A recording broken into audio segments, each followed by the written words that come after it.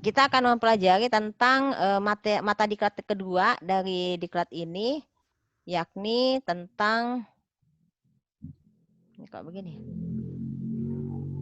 terkait dengan strategi literasi dalam pembelajaran. Ini judul pokoknya ya. Ya, terkait dengan strategi literasi dalam pembelajaran, kita mengenal bahwa sekarang kita memang dipaksa untuk berliterasi digital, berliterasi teknologi. Dengan adanya pandemi, kita yang dulunya tidak pernah mengenal apa itu Zoom Meeting, apa itu Google Classroom, apa itu Moodle, dan selainnya harus dipaksa untuk mengenal itu lebih jauh dan harus melek teknologi gitu ya.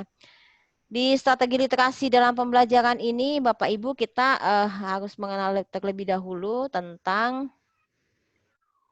tunggu dulu, kenapa ini?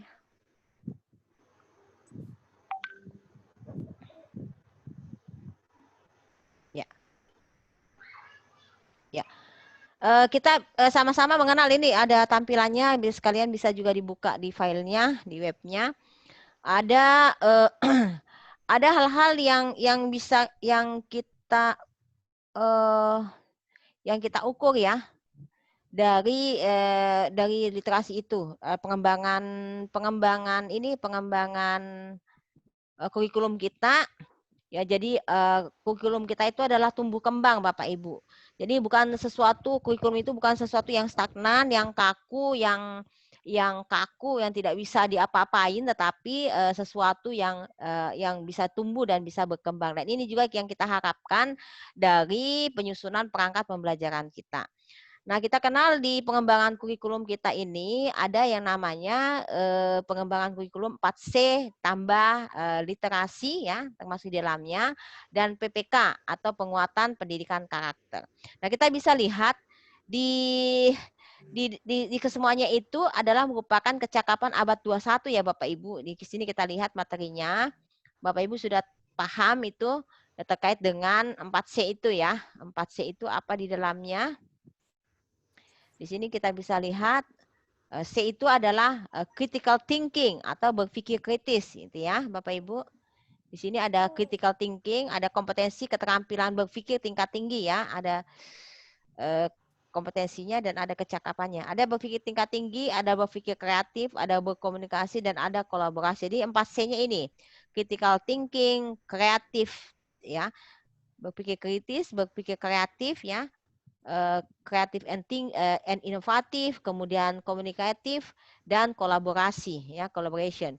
Ini 4C-nya. Itu 4C ini adalah merupakan kompetensi dengan keterampilan berpikir tingkat tinggi. Ini yang kita harapkan, yang akan kita latihkan, yang akan kita didikkan kepada peserta didik kita.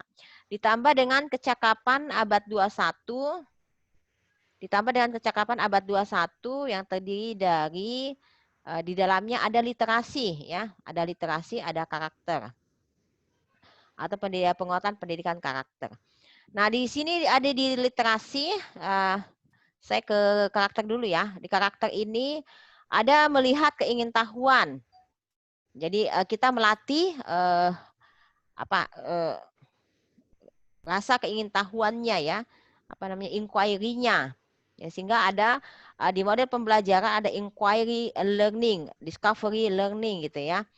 Kemudian ada karakter inisiatif. Jadi anak-anak harus punya inisiatif sendiri, punya inisiatif sendiri di dalam melihat segala sesuatu persoalan, baik dalam kehidupan pembelajaran maupun dalam kehidupan mereka sehari-hari. Kemudian ada namanya kegigihan ya, kegigihan. Jadi harus tough. Ada namanya selain yang kita kenal ada intellectual quotient, ada emotional quotient, ada lagi yang namanya adversity quotient. Itu adalah kecerdasan seseorang di dalam mengantisipasi segala tantangan-tantangan yang ada. Jadi ada ketangguhan, jadi kecerdasan ketangguhan di situ ya. Kecerdasan kegigihan yang namanya adversity quotient. Kemudian ada adaptasi. Ada adaptasi.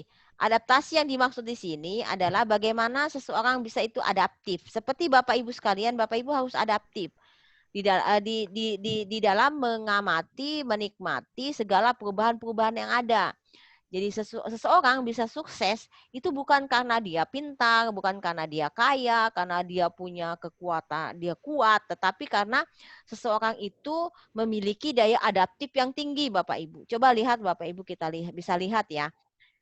Seberapa banyak sih teman-teman kita yang dulunya ranking-ranking, yang dulunya berprestasi, toh pada kehidupan yang sekarang mereka tidak menjadi apa-apa. Ya, sementara kita yang biasa-biasa saja, kita masih bertahan, bisa menjadi guru seperti itu ya, bisa menikmati kehidupan pembelajaran bersama dengan siswa-siswa kita ya. Jadi itu, jadi orang bisa sukses itu karena dia memiliki daya adaptasi yang tinggi. Ya, adaptasi adalah bagaimana dia mampu menempatkan dirinya dengan segala perubahan-perubahan yang ada. Itu seperti itu. Kemudian karakter kepemimpinan, leadership, ini juga dibutuhkan di dalam diri kita maupun di dalam diri siswa ataupun anak-anak kita. Leadership itu di setiap diri kita adalah pemimpin. Bukankah kita adalah pemimpin untuk diri kita sendiri sebelum kita memimpin orang lain? Dan ada yang namanya keterampilan sosial budaya. Jadi bagaimana karakter ini, sosial budaya ini mampu ini ya, mampu admit all dulu. Oke. Saya admit all dulu ya teman-teman ini yang baru masuk. Ya.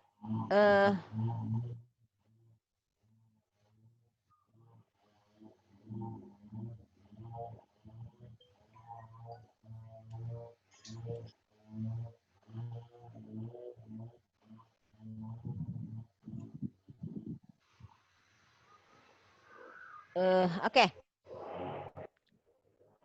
Jadi keterampilan sosial budaya itu jangan sampai sosial budaya kita yang kaya itu akan menggerus karakter-karakter kita. Saya pernah alhamdulillah tahun kemarin dikasih kesempatan bisa melakukan perjalanan ke beberapa negara. Alhamdulillah Bapak Ibu, saya betapa menyadari diri bahwa negara kita itu kaya akan budaya, kaya akan kekayaan sosial yang luar biasa yang tidak ada di negara orang. Contoh kecil saja, kalau kita ke bandara, kemanapun kita ke bandara di wilayah negara Republik Indonesia ini, pasti kita akan disuguhi di bandaranya itu dengan lukisan-lukisan, dengan budaya-budaya setempat ya. Kalau saya ke Kendari ya pasti ada nuansa-nuansa Tolaki di sana, ada nuansa-nuansa bau-bau di sana, Muna di sana ya.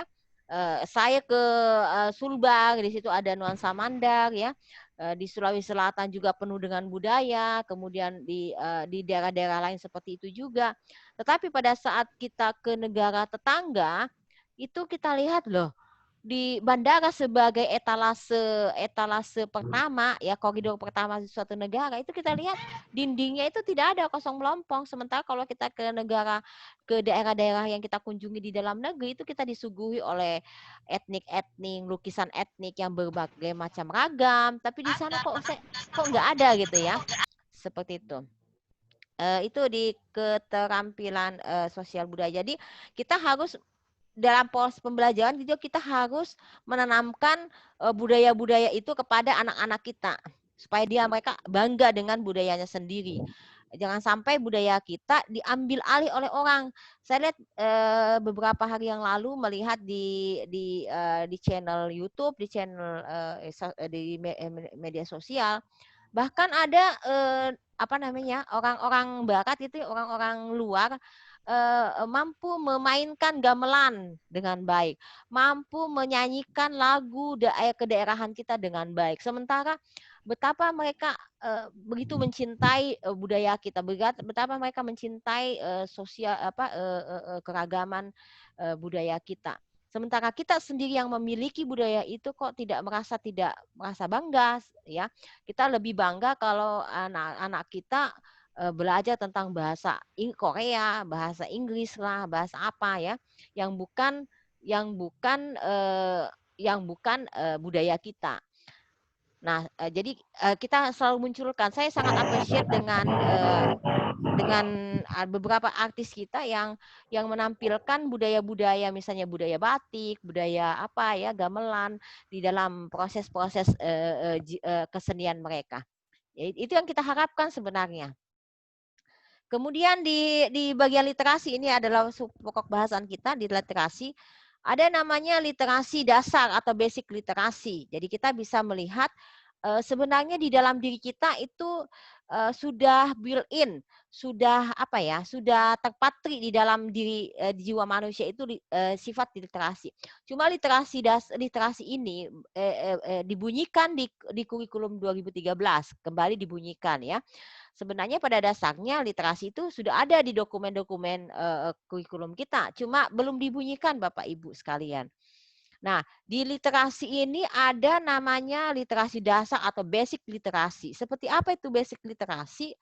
Ya, seperti yang kita bicara tadi masalah komunikasi. Jadi berbicara itu adalah merupakan literasi dasar. Komunikasi itu adalah merupakan literasi dasar kalau di apa namanya, dimasukkan kembali ke communicative skill ya. Jadi kemampuan dasar kita di dalam kita merangkai kata menjadi sebuah kalimat yang utuh untuk kita bisa keluarkan dalam bentuk pembicaraan, dalam bentuk lisan, ataukah dalam bentuk tertulis, ataukah dalam bentuk hal-hal yang sifatnya nonverbal ya. Karena di sini ada teman yang guru tunarungu ya, misalnya di tunarungu karena dia tidak bisa mendengar, ya biasanya dengan menggunakan gerakan-gerakan dengan teknik-teknik. Biasanya kalau di televisi itu ada di sudut sebelah kanan bawah ya. Biasanya ada yang menerjemahkan kalimat-kalimat lisan menjadi sebuah gerakan yang sifatnya nonverbal yang bisa dipahami oleh orang-orang yang memiliki keterbatasan dalam hal pendengaran, misalnya tunarungu. Itu literasi dasar. Jadi berbicara masalah literasi dasar biasanya selalu kita identikkan dengan calistung, membaca, menulis, dan berhitung, Bapak Ibu sekalian ya. Membaca, menulis, dan berhitung, calistung. Nah, pada dasarnya sebenarnya calistung literasi itu tidak hanya sebatas membaca, menulis, dan berhitung saja ya. Tetapi lebih daripada itu Bapak Ibu. Lebih daripada itu. Nanti kita lihat. Di sini ada berhitung, literasi dasar dalam bentuk baca tulis, dalam bentuk berhitung gitu ya, matematika, dalam sains, dalam TIK, teknologi informasi dan komunikasi, dalam hal finansial, keuangan, dan dalam hal kebudayaan dan kewarganegaraan. Itu masuk ke dalam kategori literasi dasar. Nah, kita lihat di literasi dasar ini tidak hanya sebatas kita memahami macam-macam literasi dasar ini saja, tetapi bagaimana literasi dasar yang sudah diberikan, di built-in di dalam kita, yang sudah terpatri di dalam diri manusia, dalam diri setiap siswa kita, peserta didik kita, dan kita juga sebagai guru, itu mampu dimaksimalkan penggunaannya. Contoh-contoh kecil saja Bapak Ibu. Yang dimaksud dengan literasi dasar terkait dengan calistung misalnya, saya kasih contoh satu. Bapak Ibu tahu kita semua banyak yang sudah terbebas dari yang namanya buta huruf ya, buta huruf atau melek huruf ya. Tapi bisa saja atau melek teknologi, kita paham karena buktinya Bapak Ibu sudah terjaring dari sekian ribu orang bisa masuk menjadi peserta DJ. Ini adalah suatu hal yang patut diapresiasi, patut dibanggakan ya. Terkait dengan ini ada hal yang ingin saya ceritakan di sini bahwa terkait dengan literasi kita harus mampu menciptakan siswa-siswa atau peserta didik kita atau anak-anak kita menjadi seorang yang literat. Literat dalam arti kata tidak hanya membaca, menulis, dan berhitung saja, tetapi lebih daripada itu, dia mampu memaknai apa yang dia baca, apa yang dia tulis, dan apa yang dia hitung. Ya, contoh, di sebuah ya saya dulu rumah saya di Samata. Dari Samata ke kantor di Alauddin, saya pernah suatu ketika kaget melihat di pinggir jalan itu pada saat saya menyusuri dengan kendaraan di Jalan Hertasning itu ada seonggok tempat sampah. Bukan sih tempat sampah ya, sebenarnya bukan tempat sampah. Itu hanya tanah gitu. Kemudian ada papan di situ yang membuang sampah di sini anjing. Tapi toh nyatanya di situ tetap ada sampah gitu. Eh, apa namanya? Itu saya pikir loh, kok ada kalimat yang seperti itu yang konotasinya kok aduh. Kok masa yang membuang sampah itu dikatakan sebagai anjing gitu. Atau misalnya kita lihat juga di madrasah kah atau di sekolahan kah atau di perkantoran kah misalnya dilarang dilarang parkir di tempat ini misalnya ya, atau dilarang buang sampah di tempat ini. Pastikan saya selalu melihat kepastian bahwa di tempat itu pasti ada mobil yang parkir. Di tempat itu pasti ada sampah yang terbuang di situ. Jadi saya pikir sebenarnya ada apa yang salah seperti itu. Bahkan saya pernah di Minasa Upa melihat dan saya posting di Facebook waktu itu, saya pernah melihat ada kata-kata yang membuang sampah di tempat ini, akan masuk neraka gitu. Saya bilang, wow, saya bilang, wow, memangnya yang masuk neraka ditentukan oleh orang yang membuang dan tidak membuang sampah gitu. Sebegitu pesimiskah masyarakat kita sehingga harus mengeluarkan kata-kata yang berkonotasi negatif. Nah, ini yang tidak kita harapkan dari pembelajaran kita. Sama seperti misalnya kita sebagai guru. Ada anak yang pintar, ada anak yang bodoh gitu ya. Padahal tidak ada anak yang dilahirkan bodoh, tidak ada anak yang terlahirkan malas gitu ya. Yang ada adalah anak yang terlahirkan dengan keunikannya masing-masing. Nah, di sini kita bisa lihat Bapak Ibu, dari apa yang kita lihat, ilustrasi yang saya ceritakan tadi bahwa sebenarnya kita semua bisa membaca, kita semua bisa menulis, kita semua bisa berhitung, tapi apa sih pemaknaan di balik itu? Apakah orang yang membuang sampah di tempat itu ataukah orang yang parkir kendaraan di tempat itu adalah orang yang tidak tahu membaca, yang tidak bisa merangkai huruf demi huruf menjadi sebuah kata, kemudian menjadi sebuah kalimat yang utuh yang harus dipatuhi gitu. Sama seperti pada saat kita membuat komitmen. Kita tahu sudah bikin komitmen sekian ini. Tetapi toh kita langgar komitmen itu juga. Kita membuat aturan-aturan main di sekolah, ya. Kita membuat aturan main. Ada tata tertib di sekolahan, tata tertib untuk siswa, tata tertib untuk guru, untuk ini. Tetapi toh pada akhirnya itu dilanggar juga. Artinya pelanggaran itu diakibatkan karena dasar literasinya yang tidak kuat. Artinya orang tersebut belum dalam tingkatan yang literat ya. Sama seperti misalnya Bapak Ibu nanti akan menyusun RPP nih. RPP yang dimaksud. Terlalu banyak contoh RPP yang dikemukakan. Ada format ini, ada format B, ada format C sampai format Z. Ya, kemudian karena bingung, karena tidak memahami esensi RPP itu untuk apa, ya ujung-ujungnya pada akhirnya kita semua hanya copy paste dari yang ada di internet tanpa yang penting sudah deh, yang penting sudah ada yang bisa diajukan di pengawas untuk disupervisi akademik misalnya atau disupervisi administrasinya misalnya. Hal-hal seperti itu kan sesuatu hal yang apa ya? Sesuatu hal yang harus diperbaiki, ya harus diperbaiki. Dalam pemahaman begini Bapak Ibu, saya juga agak apa ya, saya lihat di beberapa forum di sosial media kah itu, ada bahkan perangkat-perangkat pembelajaran itu diperjualbelikan ya, menjadi sebuah komoditi keuangan yang saya tidak tahu apa alasan dia bisa menjual itu tanpa ya. Saya pikir kalau seperti ini kita punya daya literasi yang terhadap sesuatu yang tidak jelas ya, so pasti pada ujungnya, pada akhirnya kita tidak tahu apa sih tujuan kita menyusun RPP, apa sih kita apa namanya menyusun RPP hanya untuk sebatas kebutuhan administrasi saja, bukan kebutuhan bahwa RPP itu saya mau pakai gitu, saya mau pakai.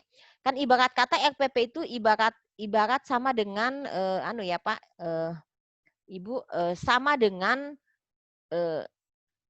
baju yang mau kita pakai ini RPP. Jadi baju yang kita pakai ini adalah RPP.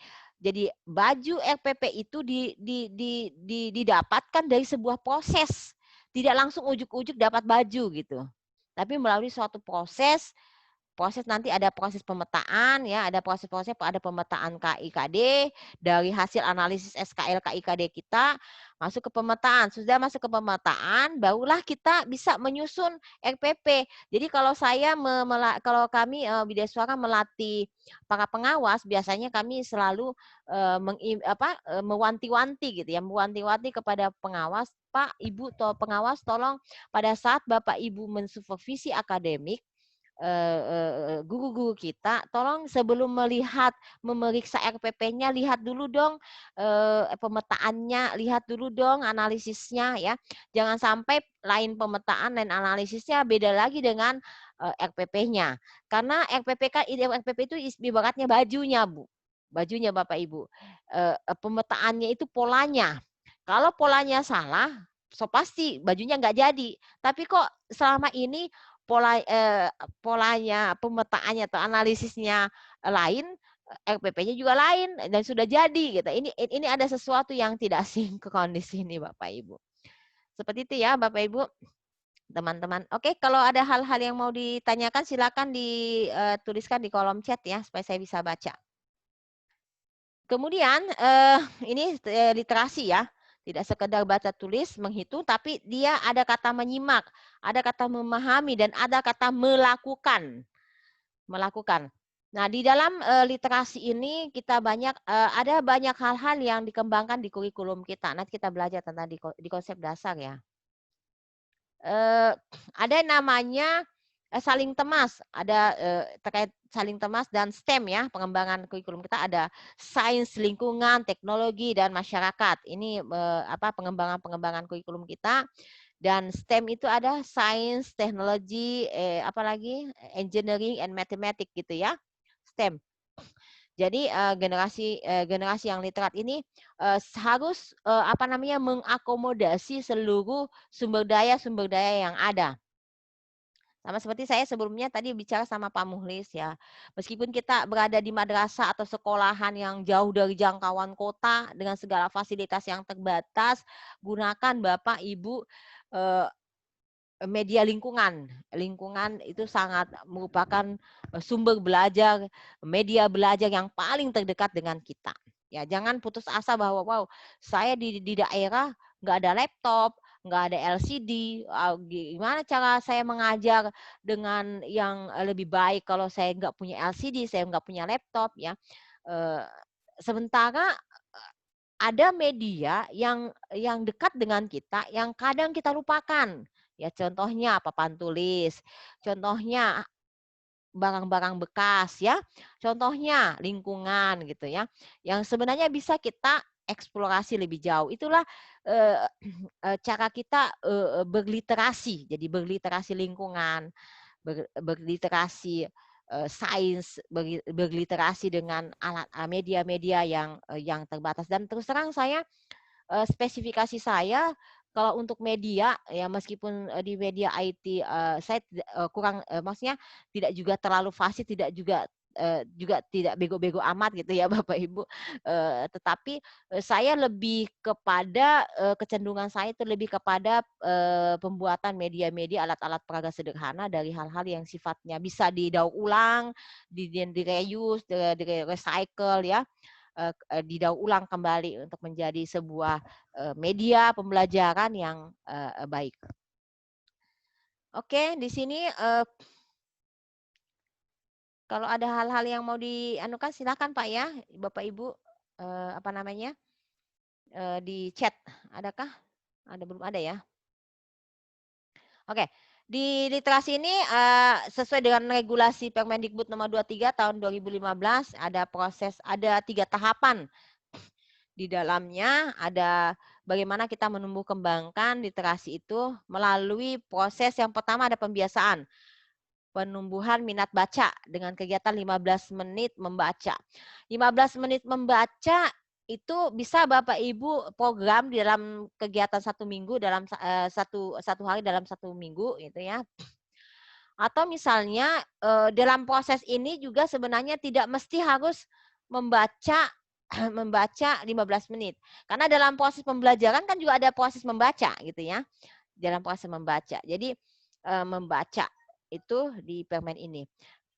Pembiasaan-pembiasaan itu harus selalu ditumbuh kembangkan kepada anak sehingga anak-anak kita mencintai bukunya, mencintai Qurannya, mencintai kitabnya gitu ya, seperti itu. Kemudian yang kedua, tahapan kedua itu adalah tahapan pengembangan. Bagaimana ini dari kemampuan literasi, membacanya, menulisnya, berhitungnya, anak-anak kita mampu menanggapi buku pengayaannya. Ya, nanti kita akan praktekkan ini proses tahapan pengembangan ini. Dan di tahapan ketiga, Bapak Ibu sekalian, itu ada peningkatan kemampuan dimasuk ke dalam pembelajaran. Jadi sebenarnya ini adalah sebuah tingkatan-tingkatan yang seharusnya ada dalam pembelajaran kita. Oke. Ada yang bertanya kah di ada ya? Oke, berbicara masalah strategi, di sini kita bisa lihat strategi ada 3 bagian pokok. Yang pertama membangun budaya literasi ya, terkait dengan yang umum dulu, ada mengondisikan lingkungan fisik kayak literasi. Jadi setiap sudut ada sudut-sudut baca, ada pojok-pojok baca ya. Kemarin saya apresiasi sekali dengan teman-teman alumni Latsar yang pola baru, dia melakukan proyek-proyek perubahan di sekolahannya terkait dengan literasi ya. Ada LISA, ada literasi sains gitu ya. Ada apa macam-macam, ada posi bola ya, pojok literasi gitu ya. Pojok literasi, posi gitu. Banyak macam yang bisa dikondisikan. Kemudian menyediakan buku fiksi dan non fiksi. Oke. Ada teknik Bapak Ibu sekalian, teknik literasi di sekolah yang bisa kita lakukan supaya bagaimana anak itu bisa tertarik untuk selalu membaca buku ya. Contohnya bisa ambilkan mami buku nak, kakak buku. Itu sana, itu yang kuning aja, itu yang kuning, yang kuning. Jadi ada buku untuk ya tabe kasih. Ini ada buku misalnya Bapak Ibu ya. Ini ada buku kalau misalnya di perpustakaan kita kan biasanya apa namanya ini berdiri begini ya. Bisa dilihat nggak?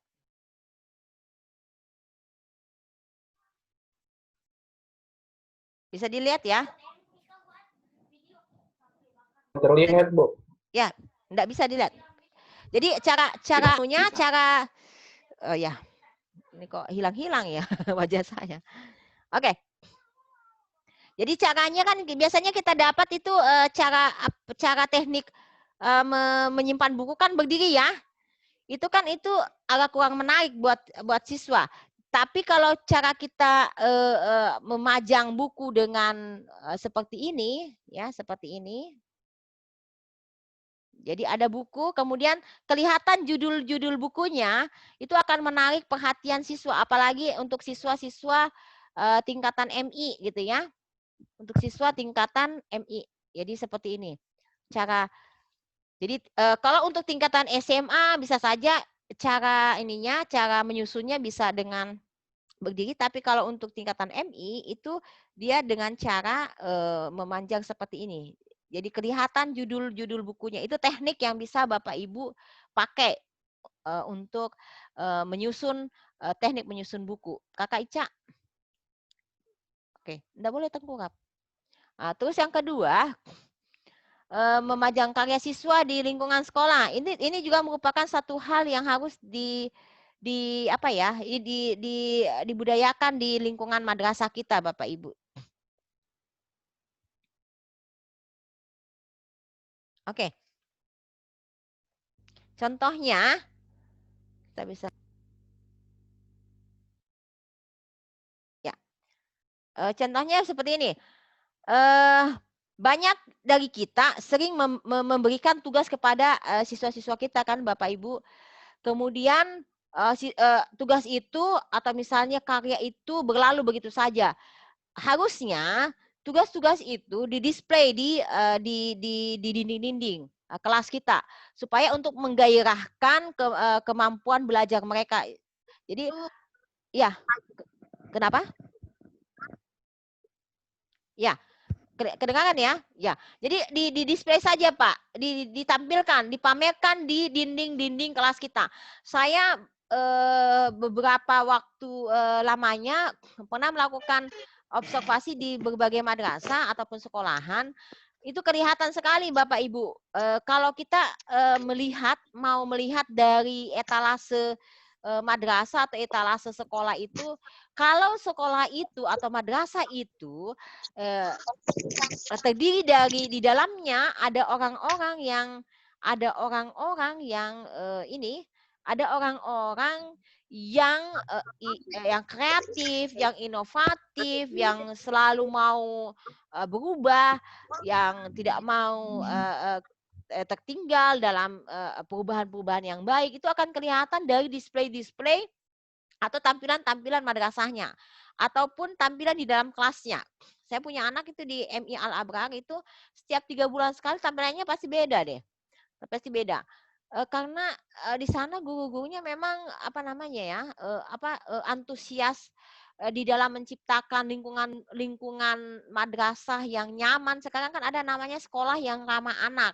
Sekolah yang menyenangkan buat anak itu disetting sedemikian rupa sehingga madrasah itu kaya akan literasi dengan tampilan-tampilan tugas-tugas portofolio anak.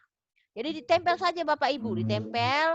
Kemudian tapi tempelan itu harus diperhatikan waktunya. Jangan sampai tempelan itu sampai berbulan-bulan, bertahun-tahun enggak pernah diturunkan. Sampai ada suatu ketika saya pernah melihat ini berbagi pengalaman display media pembelajaran di dalam kelasnya itu sampai berdebu sampai berapa senti gitu. Debunya. Jadi harusnya tidak seperti itu, tapi tetap dinaik dan diturunkan tugas-tugas itu. Sampai saya pernah mendapatkan di sekolah anak saya itu di langit-langit kelas pun menjadi space buat gurunya untuk menempelkan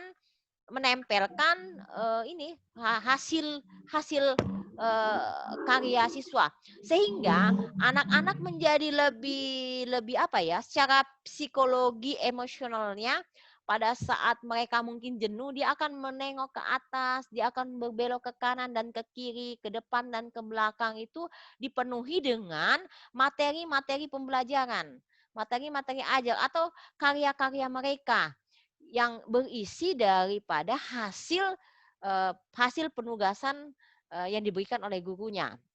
Seperti itu Bapak Ibu. Jadi begitu cara kita, teknik kita mengkondisikan lingkungan secara fisik maupun psikis yang kaya akan literasi kepada anak-anak kita. Kemudian di yang kedua itu mengembangkan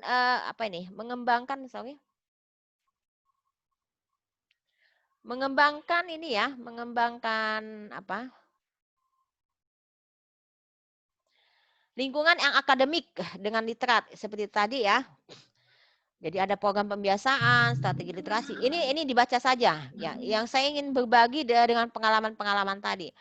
Termasuk dengan kepemimpinan kepala sekolah dalam program literasi ini juga sangat menentukan. Kalau kepala sekolahnya yang mampu menggerakkan menjadi motor dari pengembangan literasi yang ada di madrasah, it's okay, itu lebih bagus. Oke, ada pertanyaan sampai di sini? Ada ya? Kalau ada yang mau bertanya silakan. Ya, Pak Mulis, ada yang bertanyakan silakan Pak Mulis.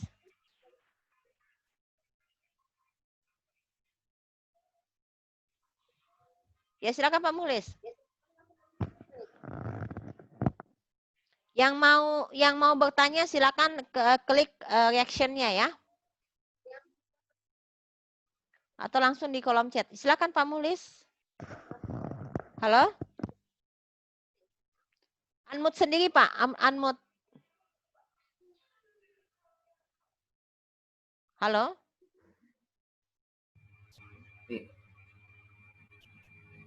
Bisa Bu, saya dengar? Ya, bisa Pak, bisa. Oh, ada di kolom chat ya. Salah. Ya, silakan. Bismillahirrahmanirrahim. Assalamualaikum warahmatullahi wabarakatuh. Ya. Bagus sekali tadi terkait materi tentang literasi ini Bu. Oke, silakan Saya Pak. tadi menyimak tentang salah satu literasi itu terkait dengan teknologi informasi dan komunikasi. Ya. Nah, kita ketahui bersama sekarang kan marak berita hoax ini Bu. Ya. Jadi bagaimana caranya kita ini supaya literan kita itu bagus seperti itu, tidak mudah terpancing dengan berita-berita hoax. Itu yang pertama Bu. Yang kedua, yang ini mungkin berbagi sharing saja pengalaman. Saya itu di sekolah saya Bu, saya tanamkan mulai dari kelas 1 karena saya mengajar dari SD Bu. Ya. Itu ada saya tanamkan setiap hari Jumat itu menghafal surat-surat pendek. Iya. Nah, jadi ada kriteria kelas 1 sampai berapa surat gitu, sampai kelas 6. Iya. Jadi apakah itu termasuk juga literasi atau bagaimana? Iya. Oke, terima kasih. Ya, terima kasih Pak Muhlis. Saya jawab pertanyaannya. Pertanyaan yang bagus terkait dengan hoax ya. Sekarang zaman informasi teknologi yang tidak bisa kita bendung, dan ini adalah adalah suatu keharusan, dan kita ini tantangan tersendiri ya buat kita guru di dalam menanggapi hal-hal seperti itu. Jangan sampai kita kebablasan dengan berita-berita yang hilir mudik, ada di depan kita, di hadapan kita, depan belakang, atas bawah gitu ya. Jadi cara kita menanggapi berita-berita hoax, semisalnya itu kita harus mencari dulu Pak sumber tersebut berasal dari mana. Kemudian yang kedua, kalaupun sumber itu belum valid, itu kita mencari sumber dari berbagai macam sumber. Jadi kita meramu sumber tadi itu dari sumber A, B, C, D, kalau perlu sampai Z. Kemudian kita campur, kita blended, kemudian menjadi sebuah pemahaman yang baru. Dan kita sudah bisa memutuskan apakah berita ini valid atau tidak, benar atau tidak. Yang memutuskan itu adalah kita. Jadi tidak seyogianya kita ada berita kemudian kita share. Ya, saya kalau kalau di WA ya Pak, di WA gue kan sering-sering tuh ada ada berita ini dan berita itu. Kalau berbicara masalah proses keamanan yang sifatnya itu tidak merugikan pihak lain atau tidak merugikan, biasanya saya share. Tapi kalau misalnya itu saya belum yakinkan bahwa keamanannya itu bisa merugikan orang lain, saya tidak akan share. Cukup sampai di sini saja. Saya tidak akan share. Kemudian itu pentingnya muhasabah Pak ya, konfirmasi. Apakah benar sih benar sih informasi ini benar adanya. Kalaupun kita merasa informasi ini benar dan kemudian kita lempar ke wilayah publik, kemudian kita ada argumentasi yang bisa kita tawarkan. Kalaupun tidak itu kita akan kewalahan Pak. Kalau misalnya ada berita yang kita lempar ke grup, misalnya ke WA grup, kemudian ada orang yang menanggapi itu, oh tidak seperti itu Pak Muhlis, seperti itu. Jadi itu kita membuka ruang diskusi sebenarnya, ruang diskusi. Tetapi perlu diperhatikan juga alasan-alasan daripada kenapa kita share berita tersebut ya, karena dari proses ini dan itu ya, dari proses pencarian saya bahwa saya yakini bahwa berita ini benar karena saya melihat dari beberapa artikel ternyata ini benar loh, makanya saya share. Tapi kalau tidak benar ya cukup di diri saya. Tapi bisa juga Bapak Muhlis lakukan dengan melakukan eksperimentasi. Kalau saya sering melakukan eksperimentasi Pak untuk sesuatu yang saya yakini 50-50 kebenarannya, saya lempar, kemudian kita bareng-bareng diskusi. Kalaupun hal itu salah ya ya wajib hukumnya saya minta maaf dan oke, kita tarik kembali berita tersebut. Ini juga menjadi pembelajaran buat teman-teman yang lain yang ada di grup misalnya. Seperti itu. Jadi ada ruang-ruang akademik yang kita bangun dari berita-berita yang kita share. Tetapi ingat, berita itu tidak mengandung hoax yang kental. Yang hoax yang kental artinya berita hoax itu kan berita sampah yang artinya yang bisa merugikan pihak-pihak tertentu. Itu jangan sampai seperti itu, Pak. Karena kita akan kena undang-undang ITE. Ya, seperti banyak kasus terjadi di Republik ini, ada guru SMK yang kena ya kemarin kan undang-undang ITE karena mencemarkan nama baik mungkin pejabat publik atau mungkin presiden atau siapa. Itu yang harus kita hindari, Pak, sebagai guru, karena profesi kita adalah profesi yang terhormat, profesi yang akademik, ya berarti kita harus berargumentasi secara akademik juga, tidak dalam konteks politik. Dan saya juga sering mengatakan begini, teman-teman guru, ya kita juga sebagai seorang pendidik itu harus selalu mengingatkan diri kita bahwa apa yang kita share itu harusnya menjadi tanggung jawab kita. Misalnya ada teman saya itu guru biologi, karena saya dari biologi, kita dari IPA. Harusnya yang kita share itu misalnya terkait dengan keIPA-an kita atau kebiologian kita atau kefisikan atau gimana. Tetapi yang selalu di-share itu adalah tentang politik, Pak. Tentang pilkada, tentang apa. Saya bilang, saya heran. Saya pernah negor, saya bilang, kamu itu guru IPA atau guru IPS sih, atau guru sosiologi sih? Kok intens banget kamu menyoroti tentang dunia politik gitu. Kalau beliau ini guru sosiologi oleh IPSK atau PKNK, ya, menyorot tentang situasi sosial politik yang ada di negeri ini, oke, enggak masalah, Pak, karena memang itu bidang kajiannya. Tapi kalau orang sains berbicara masalah politik, saya pikir di mana ya koneksitasnya, di mana ya hubungannya, kan seperti itu. Jadi karena ini untuk melatih jiwa kritis kita, Pak. Ada critical thinking gitu ya, Pak, ya. Di pembelajaran abad 21 ada critical, jadi berpikir kritis tentang kajian-kajian kita. Seperti itu, Pak. Kemudian yang kedua apa tadi pertanyaannya? Sharing saja, Bu, tadi itu terkait literasi yang saya lakukan di sekolah itu. Bu. Oh iya, benar. Ya, saya paham, Pi. Saya sudah ingat. Yang namanya literasi itu tidak hanya sebatas literasi Latin, Pak. Ya, literasi kitabullah, literasi hadis-hadis itu kan merupakan bagian daripada membaca, ya. Kayak kemarin saya punya saya punya anak bimbingan pada saat membuat laporan aktualisasinya, bingung. Dia guru BTQ gitu ya. Guru bahasa Indonesia, tapi nggak pernah ngajar bahasa Indonesia, Pak. Belum mengajar gitu ya, belum mengajar bahasa Indonesia, tapi diamanahkan di madrasah tersebut jadi guru BTQ, baca tulis Quran, ya. Terus bagaimana caranya supaya laporan aktualisasinya ini ada kaitannya dengan kebahasaannya gitu.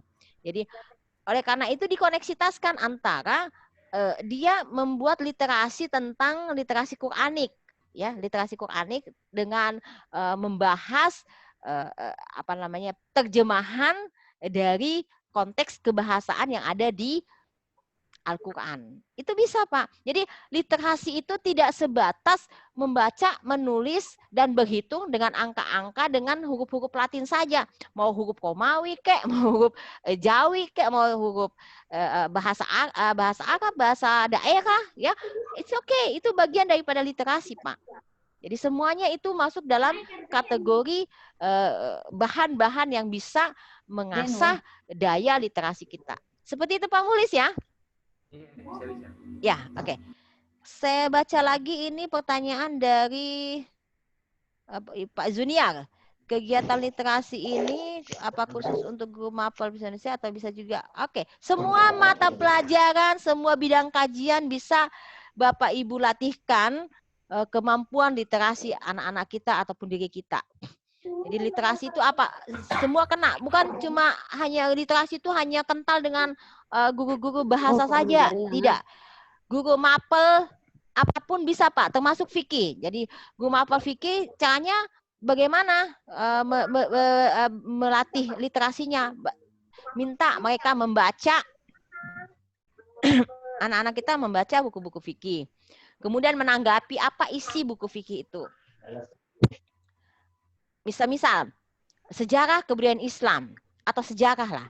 Selama ini waktu kita belajar, kita jadi siswa, kita jadi murid, yang selalu dilatihkan oleh guru-guru kita itu adalah tentang bagaimana cara menghafal tahun-tahun. Kapan tahun Perang Dunia Pertama. Saya dulu waktu SMA, saya hafal itu.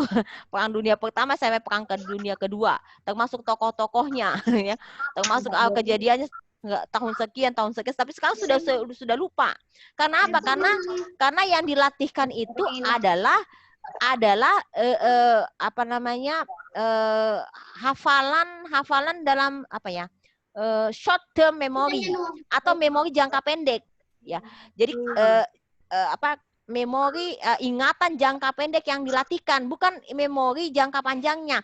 Kita berharap literasi yang kita latihkan kepada anak-anak kita itu melatih kemampuan memori jangka panjangnya, Pak, ya. Sehingga pada saat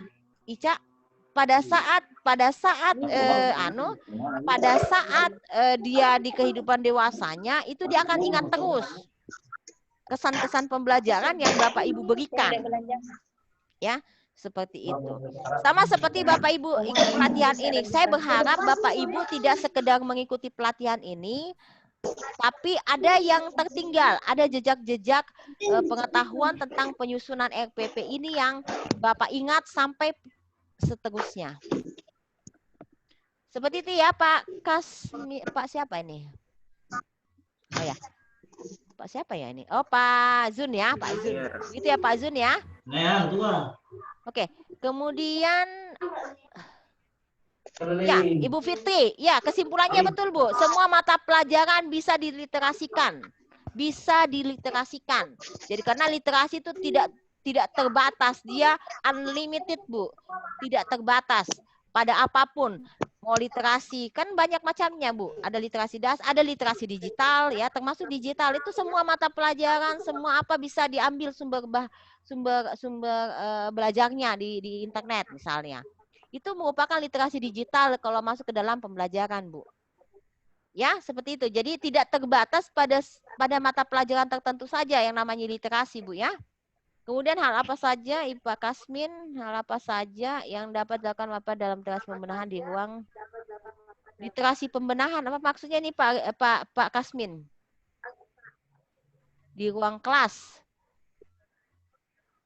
PAI. Ya.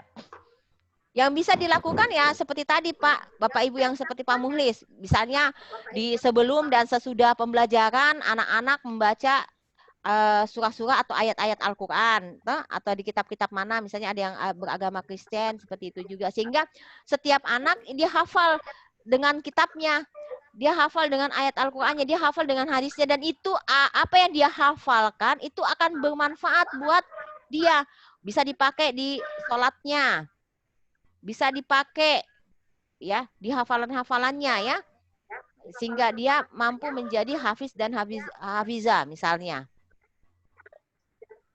Seperti itu.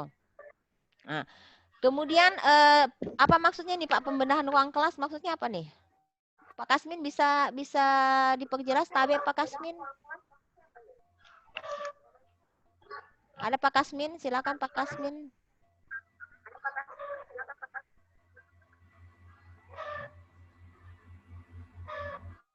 Pak Kasmin ada Pak Kasmin? Oke, mungkin terkendala jaringan kali ya. Kemudian Pak Mufli, kalau terkait seperti itu ya, nanti saya minta konfirmasi dengan Pak Kasmin. Kalau PAI kan banyak yang bisa dilakukan Pak. Pak Mufli, salah satu literasi dasar adalah TIK, tidak bisa dipengaruhi. Ini ada satu tantangan, oke. Oke. Di daerah terpencil tidak jauh tertinggal dengan perkotaan. Oke. Saya malah agak terkagum-kagum Pak pada saat saya ke Buton Selatan itu ya. Daerahnya terpencil sekali di ujungnya Pulau Buton sana. Saya pernah ke sana. Tetapi aksesibilitas apa namanya jaringan itu luar biasa, jauh lebih bagus daripada di kota, Pak.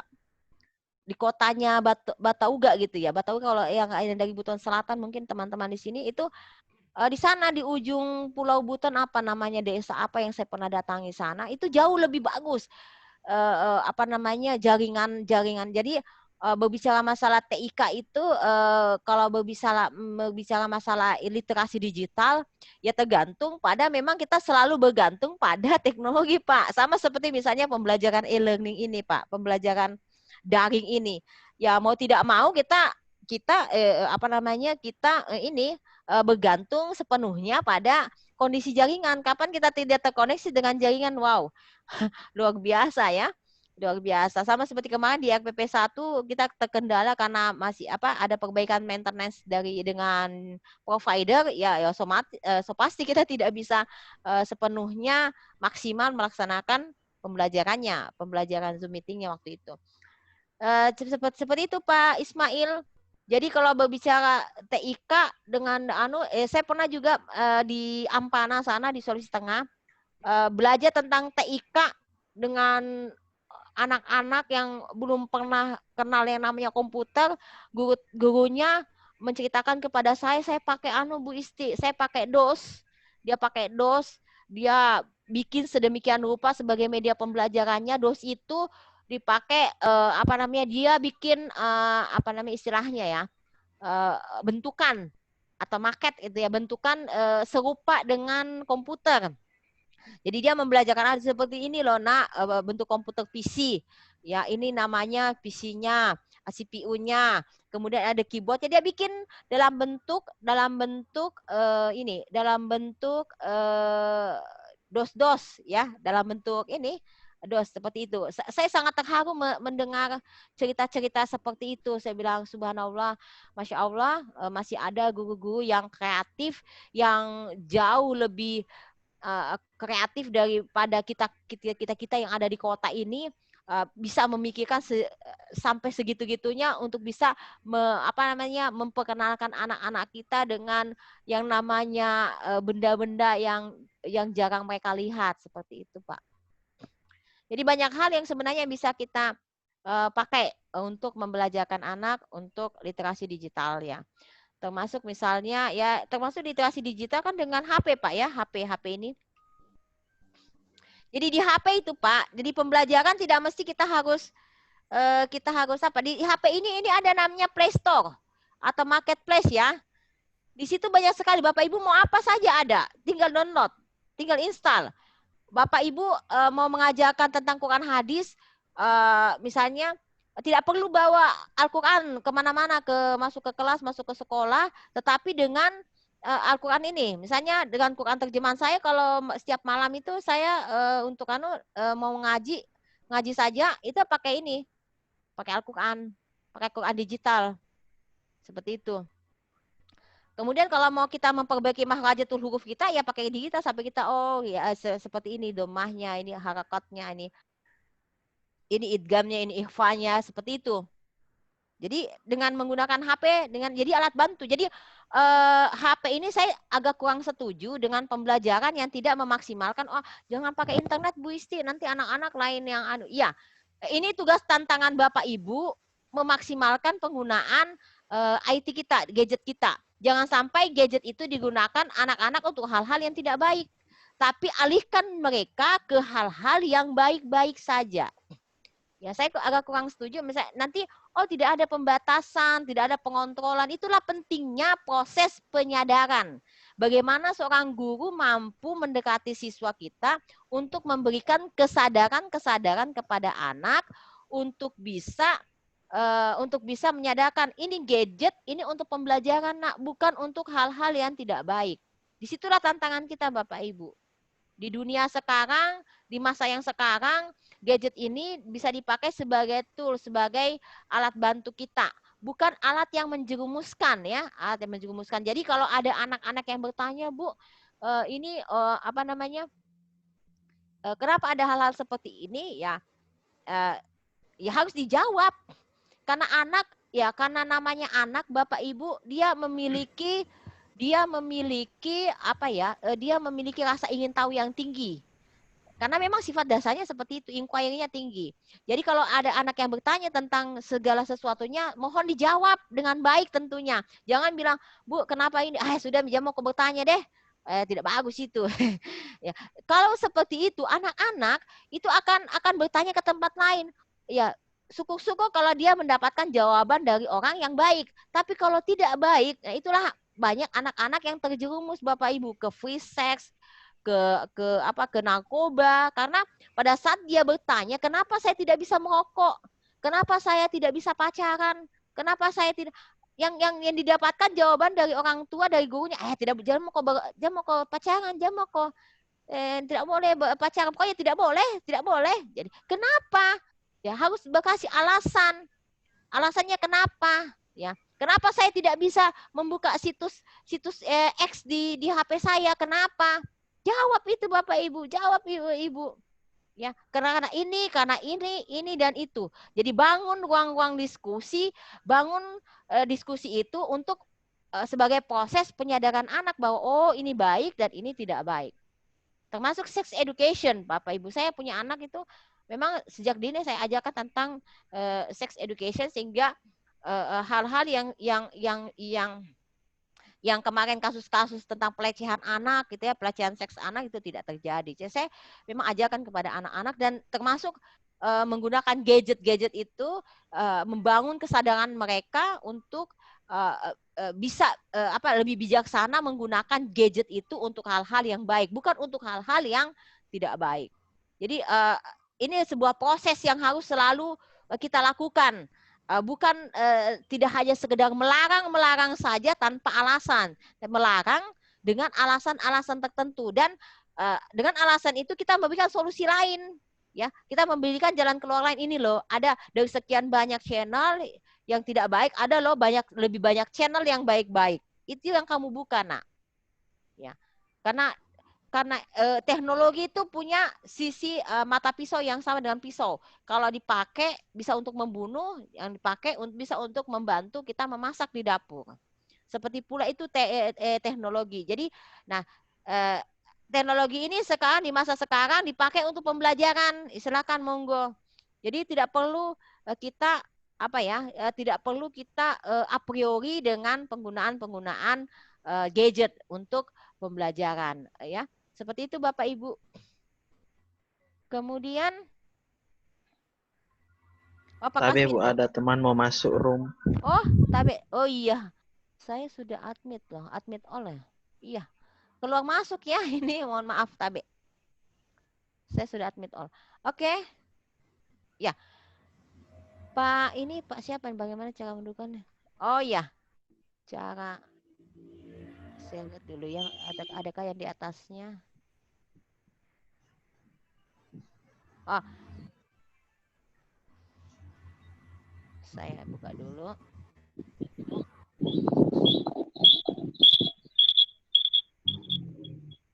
Bagaimana? Oh sudah tadi ya, Pak Ismail sekarang bagaimana realisasi tengah? Oh ya, di minimnya bahan bacaan Pak Ismail ya, Pak Ismail. Kalau misalnya kita minim dengan bahan bacaan, maka kita harusnya mampu menciptakan bahan bacaan itu, Pak. Ya, jadi bagaimana kalau bahan bacaannya itu kurang, bagaimana kita melatih diri dan melatih siswa kita, anak kita untuk bisa menciptakan bahan-bahan bacaan yang baru. Itu solusinya, Pak, jalan keluarnya. Kalau kita merasa kurang, ya bikin, misalnya Bapak bikin sendiri dari sumber-sumber internet, bikin clipping atau bikin bahan bacaan, kemudian anak-anak minta bikin penugasan, kemudian itu menjadi sebuah karya literasi yang baik. Jadi kita tidak pesimis dengan kondisi yang ada. Wah, karena kurang bacaanku, tidak bisa Kak bikin literasi untuk anak-anak. Tidak seperti itu ya Bapak. Jadi ini sebuah tantangan. Itu jawaban saya Pak, kita menciptakan bahan-bahan bacaan yang baru atau kita mampu menghasilkan bahan-bahan bacaan yang baru Pak. Kemudian cara menumbuhkan minat baca. Kemampuan literasinya apa cara? Oke, menumbuhkan minat baca memang begini Pak. Untuk anak-anak yang sejak sekarang memang harus dibiasakan untuk selalu membaca. Tapi membaca itu tidak selalu melulu merupakan bagian daripada literasi. Anak-anak sekarang ya namanya itu apa ya? Kalau kita biasanya memaksakan diri, membaca, belajar. Ya, jadi apa jatuhnya kepada keterpaksaan. Ya, kenapa di usia-usia sekarang kita ini di usia-usia 20, 30-an, 20 ya 30-an, 40-an lah ya, Pak. Kita memiliki daya daya baca yang semakin hari semakin kurang, Pak. Saya dulu waktu kita masih muda ya, waktu kita masih muda buku apapun bisa kita lahap, bisa kita habiskan. Sekarang ini satu buku saja susah ya minta ampun dikasih habis. Itu karena apa ya? Karena pembiasaan itu tidak terbangun dari dalam tapi dari luar, dari dipaksa, dari keterpaksaan. Kamu harus sama seperti misalnya buah Pak ya, buah yang dipaksa untuk masak ya dikarbit itu akan cepat matang dan akhirnya busuk. Jadi kemampuan membaca kita itu karena dipaksa, bukan karena kesadaran. Jadi saya dengan anak-anak saya itu kalau mereka belajar ya dengan kesadaran, mereka membaca ya dengan kesadaran. Yang penting buku-buku sudah kita fasilitasi, silakan mereka membaca dengan penuh kesadaran. Saya tidak mau mengulang kesalahan saya di masa yang lalu. Saya memaksa orang lain untuk membaca, nanti di usia-usia tertentu mereka akan jenuh dengan membaca. Jadi membaca itu adalah harus dengan proses kesadaran, bukan karena keterpaksaan. Jadi kalau ada anak tidak mau membaca tapi dia mampu mendengar, Pak, silakan monggo. Makanya di ruang-ruang kelas itu saya baru dapat ilmunya ini, Pak. Ada namanya ruang time out, ya. Jadi di ruang time out itu, jadi kalau anak-anak jenuh dengan proses membaca, di ruang, misalnya di pojok-pojok literasi kita, tidak hanya buku saja yang disediakan, tapi sediakan juga ini Pak, audio. Audio, Walkman ya, yang untuk suara ini yang audio-audio. Jadi anak-anak yang tipikalnya auditori bisa juga belajar berliterasi dengan literasi audio. Jadi tidak bisa dipaksakan bahwa literasi itu harus sesuatu yang dibaca saja, harus sesuatu yang dilihat saja, tapi juga bisa didengar dan bisa dinikmati audiovisualnya. Karena tipologi anak kan berbeda-beda. Ada visual, ada auditori, ada kinestetik. Ya, seperti itu. Jadi itu yang harus diakomodasi di dalam literasi.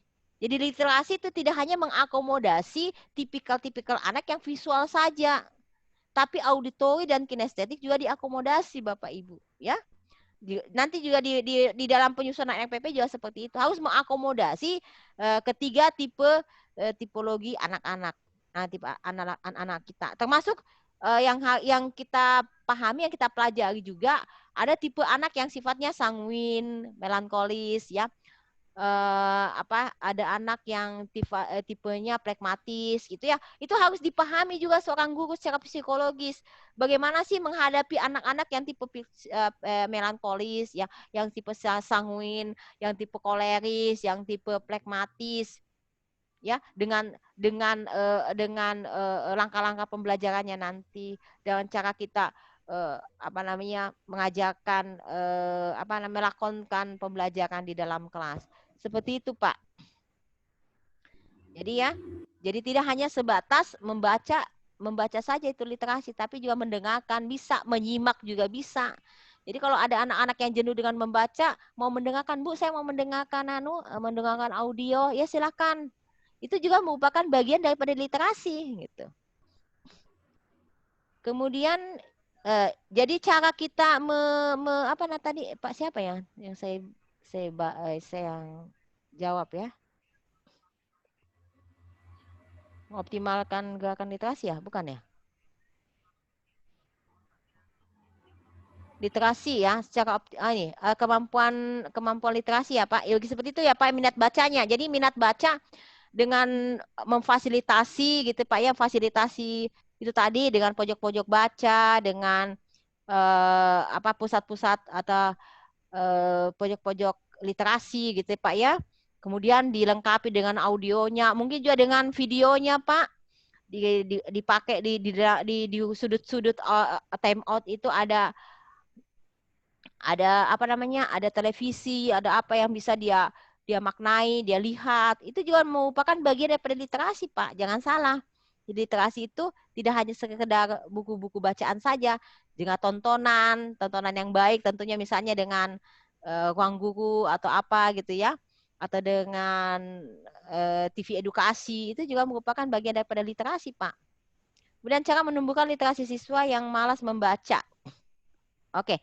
Berbicara malas membaca, apakah ada cara lain? Oke, berbicara masalah malas, ini sebenarnya ada konotasi yang tidak perlu di apa namanya, nomenklatur yang harus dihilangkan dari diri kita.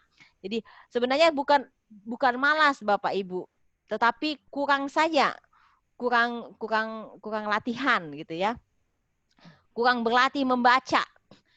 Karena tidak ada anak yang terlahir malas, ya. Tidak ada anak yang terlahir malas, dia hanya kurang membaca. Jadi caranya beri dia tambahan bacaan. Kalau ada yang malas, kita hukuman itu harusnya tidak menyakitkan, ya. Punishment atau hukuman yang kita berikan kepada anak itu dalam kategori yang membelajarkan. Jangan hukuman itu kasihan. Saya punya anak dulu, ada pengalaman apa namanya, hukumannya apa ya, dengan menyapu dengan tangan. Wow, saya terus terang saya bilang, tidak seperti itu jiwa-jiwa pendidik kita. Membersihkan itu kan menyakiti tangannya anak-anak.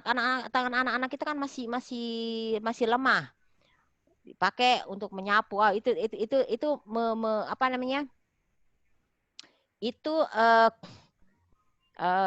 menyimpang perilaku menyimpang yang seringkali dilakukan tanpa disadari oleh guru-guru kita.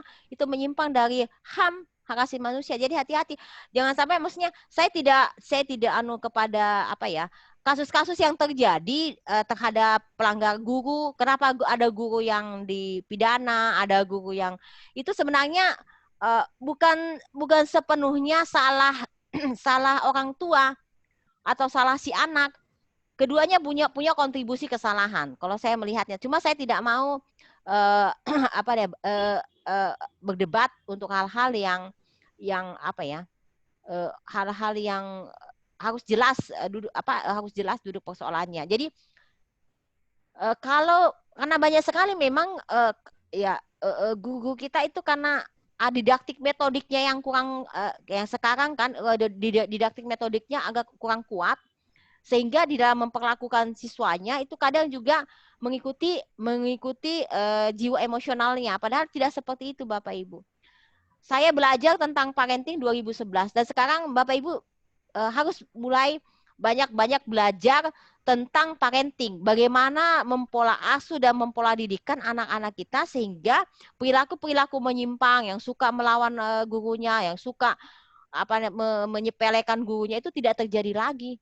Ada saling interaksi yang positif antara guru dengan anak, sehingga kasus-kasus yang terjadi itu tidak akan pernah terjadi di ruang-ruang kelas kita.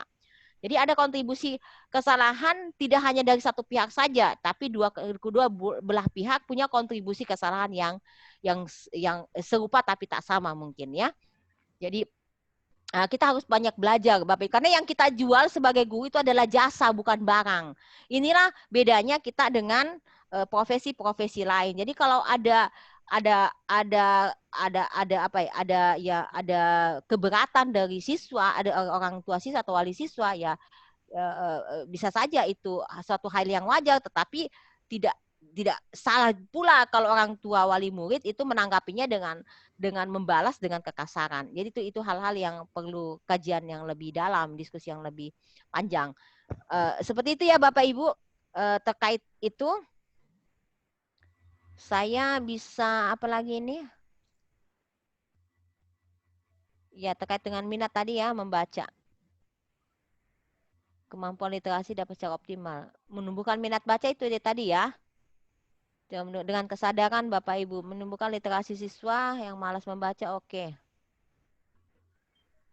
Yang malas membaca, tambah Pak bacaannya. Pembenahan ruangan dimaksudkan adalah pajangan apa saja yang dapat dibuat guru mapel di setiap. Oh ya, banyak macam Pak. Kalau guru mapel ya bisa misalnya terkait dengan materi Bapak, materi PAI Bapak kasih tugas misalnya penugasan dengan portofolio misalnya nama-nama malaikat gitu ya, rukun Islam, rukun iman gitu ya. Tapi dengan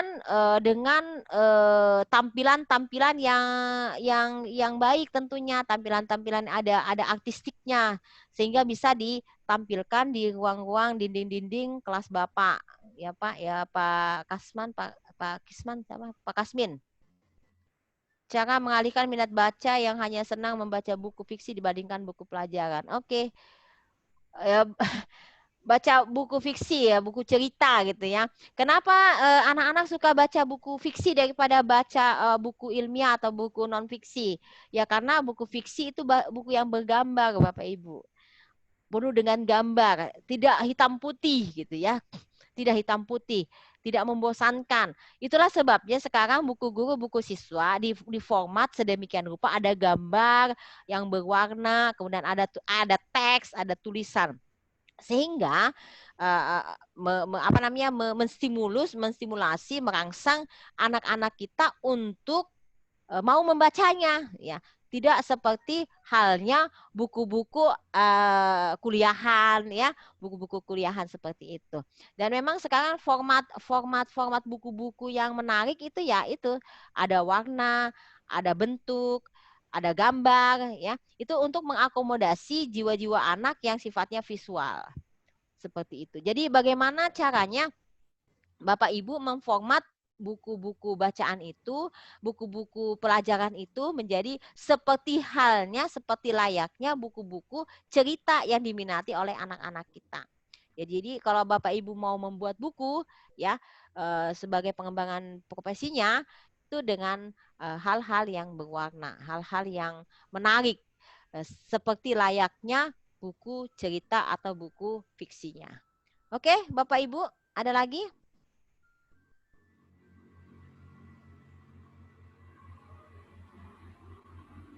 Oke, lebih menghargai waktu ya.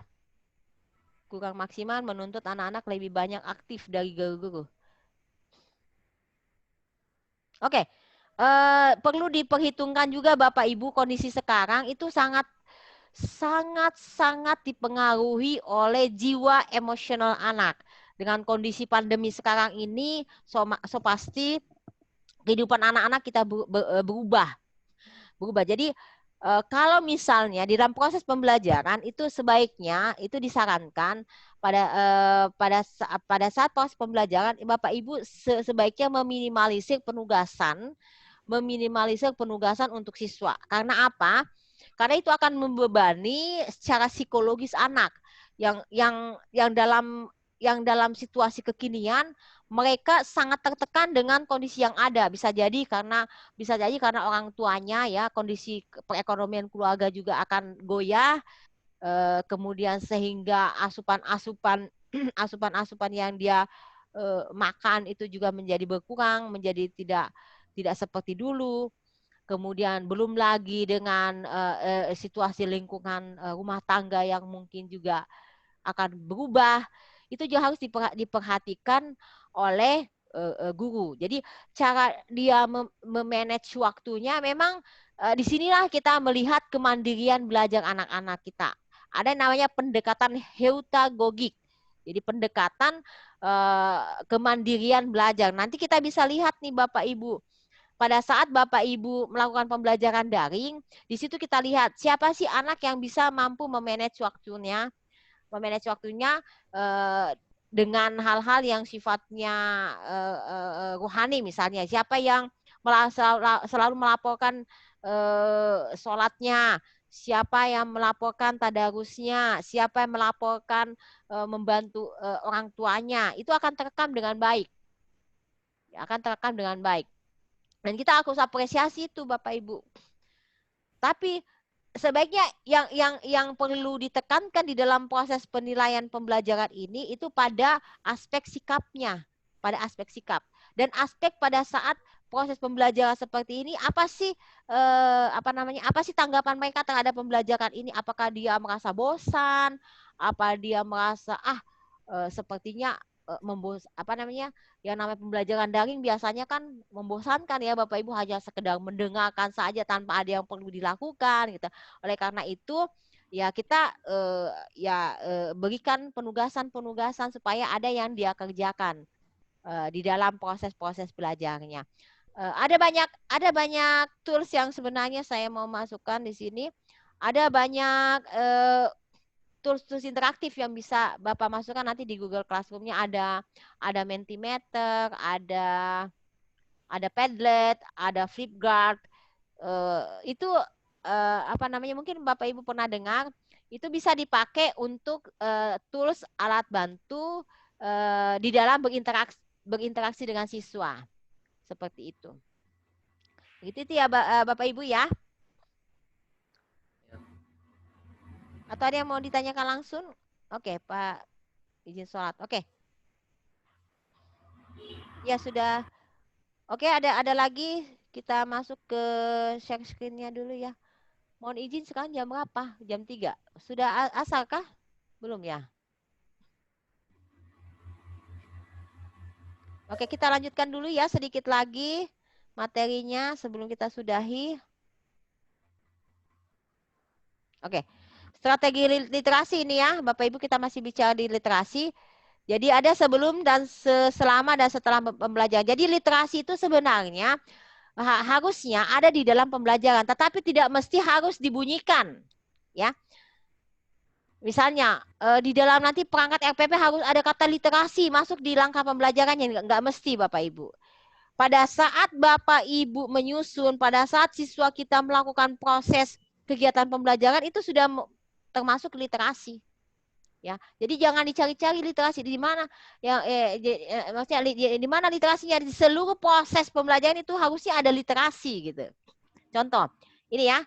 Jadi ini ada langkah-langkahnya. Di sebelum pembelajaran, memahami tujuan pembelajaran. Ini pasti harus ada di kegiatan awal Bapak Ibu. Sampaikan tujuan pembelajaran, itu fardu ainnya. Itu kewajibannya Bapak Ibu. Ya, kewajiban Bapak Ibu dalam setiap pembelajaran, sampaikan tujuan pembelajaran. Itu memahami, tujuan pembelajaran hari ini. Itu sudah literasi tuh. Kemudian berdiskusi. Ya. Apakah melalui media atau tanpa media, itu juga merupakan bagian daripada literasi. Pada saat dia menyimak penjelasan guru, itu menyimak pun itu adalah literasi Bapak Ibu. Jangan kira bahwa literasi hanya terkait dengan kertas-kertas, buku-buku ya. Tidak seperti itu. Pada saat dia menyimak juga itu adalah bagian daripada literasi. Kemudian selama pembelajaran, pada saat mereka mengidentifikasi kata-kata sulit, ya, itu juga literasi. Membuat inferensi, keterhubungan, membuat pertanyaan, memahami simbol, visual, itu juga bagian daripada literasi. Setelah pembelajaran, membuat ringkasan atau resume, itu juga literasi. Refleksi terhadap proses pembelajaran, itu juga literasi. Jadi literasi itu tidak sempit Bapak Ibu.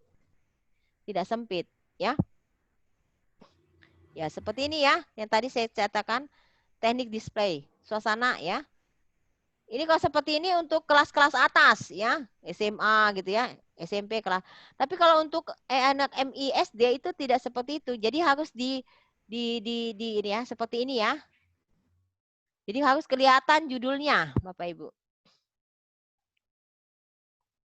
Jadi ada pembelajaran tanpa batas. Nah, sekarang ada tugasnya Bapak Ibu di assignment-nya. Di assignment-nya tugasnya Bapak Ibu ya, itu adalah membaca senyap. Jadi tugasnya Bapak Ibu adalah pilih buku bacaan, tidak perlu terlalu tebal ya, yang tipis-tipis saja. Buku bacaan apa saja. Kemudian pada saat Bapak Ibu membaca, tolong ditempelkan plester di bagian mulutnya ini ya, di bagian mulutnya, baik secara melintang atau vertikal. Ya, kemudian baca buku tersebut sampai habis, tapi ingat catat durasi waktu. Waktunya dicatat kapan di waktu berapa saya mulai dan di waktu kapan saya berakhir gitu ya. Kemudian diresume isi bukunya dengan menggunakan kata-kata sendiri ya. Jangan sampai itu yang di copy paste. Jadi saya mau melihat apakah kita memiliki kemampuan literasi yang baik di dalam menanggapi sebuah buku. Seperti itu. Itu tugasnya Bapak Ibu. Ada pertanyaan sampai di sini?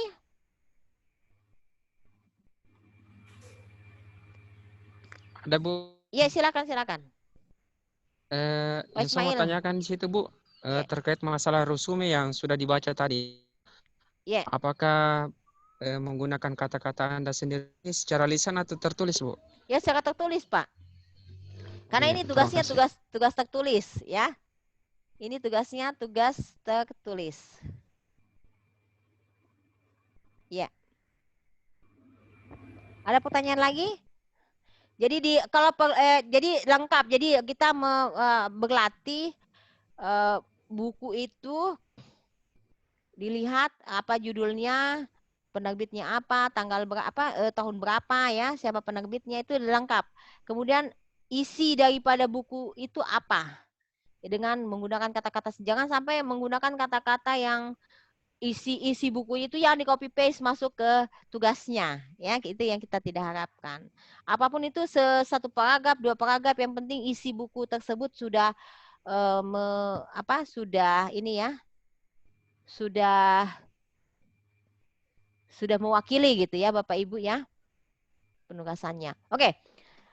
Saya ingin menyampaikan di sini untuk sebagai penutup, di strategi literasi ini kenapa hadir? Ya, kenapa hadir? Karena literasi ini adalah sebagai alat bantu Bapak Ibu nanti pada saat Bapak Ibu menyusun RPP. Ya, untuk memahami, jadi literasi ini sebagai toolsnya, alat bantu Bapak Ibu menyusun RPP. Jadi sehingga sampai akhir kegiatan ini, RPP ini terjadi, RPP yang kita hasilkan itu bukan RPP yang berasal dari hasil copy paste. Jadi kalau masih ada alumni-alumni di diklat kami yang masih copy paste dengan perangkat pembelajarannya, berarti daya literasinya belum terasah, daya literasinya belum terlatih.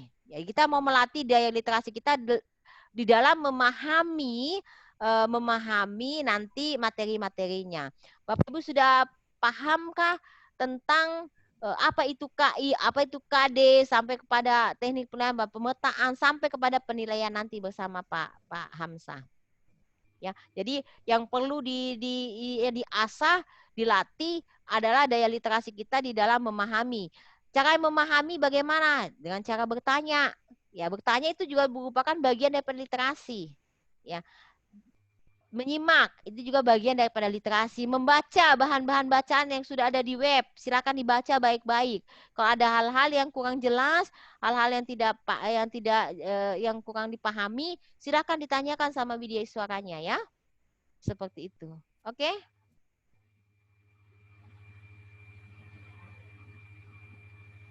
Ya. Ibu Andi Asriani, buku yang diresume silakan buku apa saja. Bisa buku pelajaran, untuk bisa buku pelajaran sebaiknya buku pelajaran bisa nggak ya? Kalau buku pelajaran di mana? Buku guru, buku siswa maksudnya itu Bu Andi ya? Bu Andi Asriani. Buku pelajaran kah? Silakan kalau mau buku pelajaran dalam bentuk ya. buku guru, buku siswa. Misalnya Ya. kedengaran Bu Isti? Iya, kedengaran sekali. Silakan Bu. Iya, misalnya buku materi pelajaran, misalnya kan saya kan buku guru biologi, misalnya ambil satu materi itu yang diresume, misalnya tentang evolusi. Ibu mau resume? Bisa. Satu buku. Pelajaran gitu. Satu buku ini, Bu. Masalahnya bukan satu Iya. part, bukan satu bagian. Satu buku ya, satu buku, satu Oke, buku. sip. Ya, bisa, Bu. Ya, ada buku yang tentang di evolusi. perpustakaan, iya. Oke, bisa, Bu, bisa. Geologi lengkap evolusi, mengenai evolusi, Bu. Oke, sip, bisa, Bu, bisa. Yang penting satu Bisa, buku. ya? Kita mau Ya, lihat satu satu buku buku. ini. Ya, kemampuan kita menghabiskan satu buku dengan Ya, tapi membaca agak- senyap. Ya. Ya. Ya, enggak apa-apa, Bu. Gitu. Buku pelajaran, ya. Oke, Pelajaran. yang penting bukan satu bagian, satu bab ya, tapi Bukan, ini satu, keseluruhan. memang dia satu buku nih, Bu, evolusi. Oh iya, oke, evolusi ya. Oke, sip. Ya, enggak apa-apa Ibu Andi, silakan. Monggo. Ada lagi yang lain? Ya. Admit all. Oke, ada yang lain? Sebelum kita sudahi pembelajaran Zoom meeting kita, jadi tinggal mengerjakan tugasnya. Tugasnya sudah ada di assignment, Bu, di situ. Kalau ada hal-hal yang mau ditanyakan, silakan Bapak Ibu membubuhkan pertanyaannya di forum brainstorming atau brainstorming dan diseminasi. Nanti saya jawab secara audio ataupun secara tertulis di situ ya.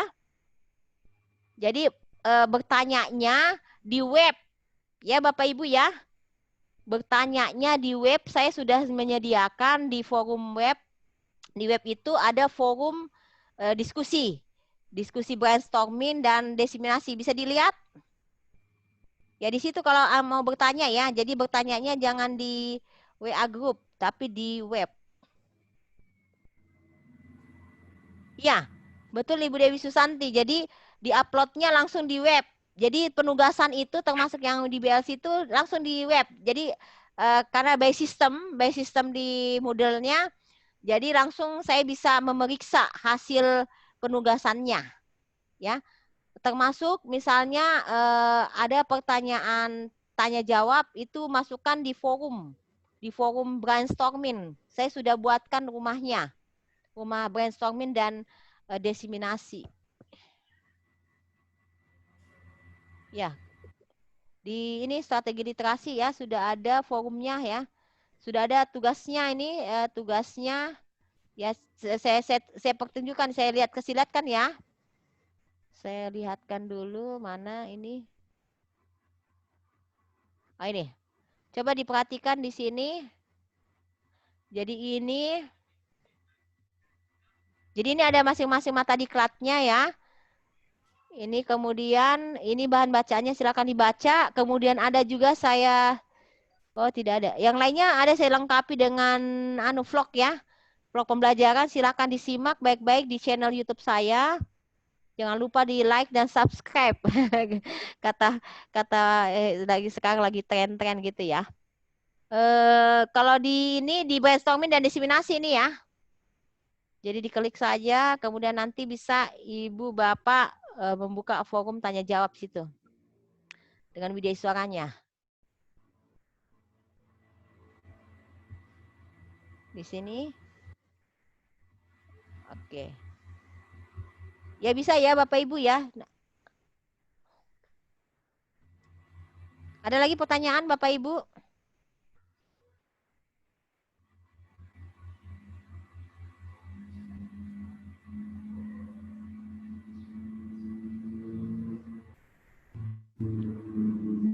Oke. Kalau ada nanti di post ke forum.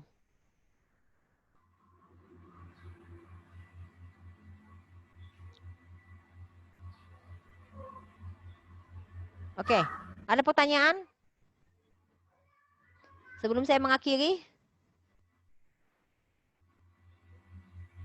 Oh ya, Pak Suhaidi ya, jadi tugasnya Pak, ada di assignment di web ya Pak ya, Pak Suhaidi tadi izin sholat, oke? Ya, langsung di-upload di webnya. Batas pengumpulannya sudah ada Pak, sudah disetting.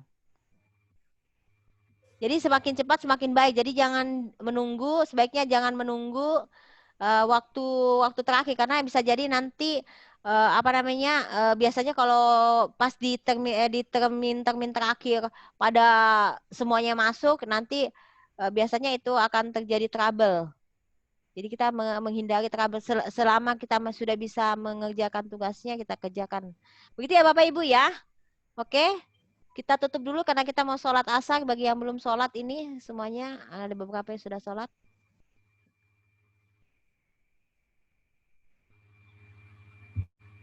Silakan Bapak Ibu.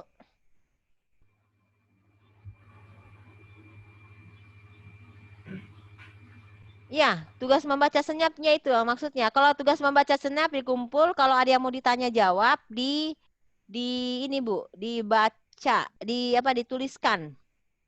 Pak Zun ya, oh Pak Zun ini bukan Ibu.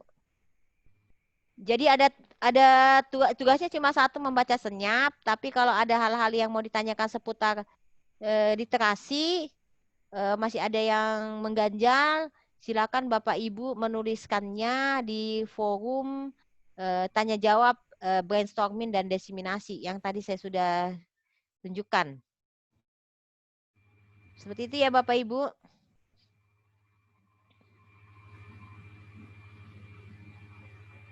Halo?